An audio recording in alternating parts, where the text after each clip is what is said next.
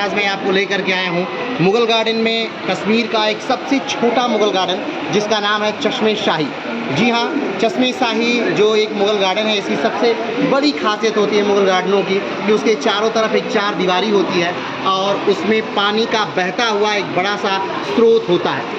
अगर हम बात करें मुग़ल गार्डन इस चश्मे शाही का निर्माण कब हुआ था, तो चश्मे शाही का निर्माण 1632 में शाहजहाँ ने करवाया था। शाहजहाँ ने अपने सबसे बड़े बेटे दारा शिकोह के लिए, उसे गिफ्ट देने के लिए, उसे उपहार देने के लिए इस गार्डन का निर्माण करवाया था 1632 में।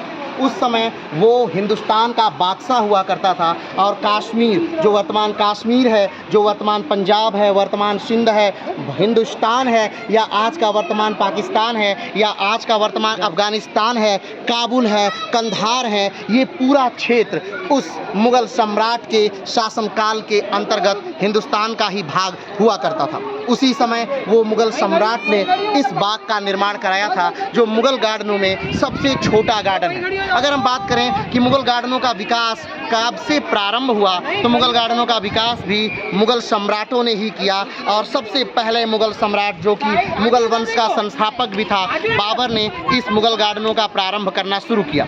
जब बाबर की मृत्यु होती है, यानी 1530 में बाबर की मृत्यु के बाद बाबर को बागे बाबर में दफना दिया, उसे आराम बाग में दफना दिया जाता है। आपको पता होगा कि 1530 में बाबर की मृत्यु के बाद उसे आगरा में बनने वाले आराम बाग में दफना दिया गया था। उसके उपरांत उसकी अस्थियों को उखाड़ करके बाद में बागे बाबर यानी काबुल में ले जाकर उसे दफनाया गया। इसके बाद से ही इस तैमूरी परंपरा का अर्थ है कि ये जो बाग हैं ये तैमूरी और मुग़ल परंपरा का एक समृद्ध उदाहरण है।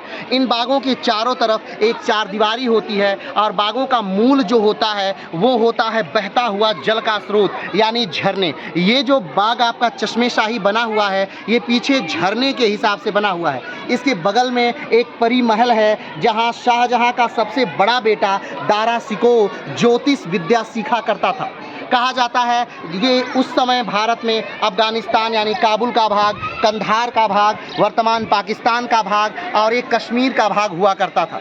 सारे मुग़ल शहंशाहों ने यहाँ पर बखूबी शासन किया और भारत को लगभग एकता के सूत्र में पिरोए रखा।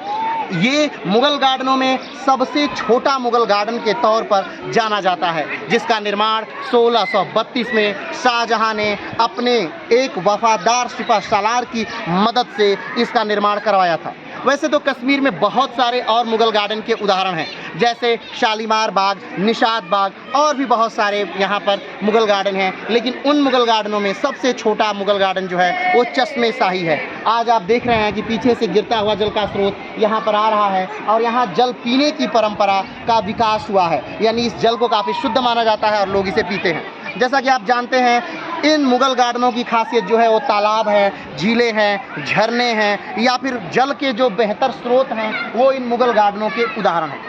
तो इस पूरे मुग़ल गार्डन को बेहतरीन ढंग से देखिए। इसका नाम है चश्मे शाही।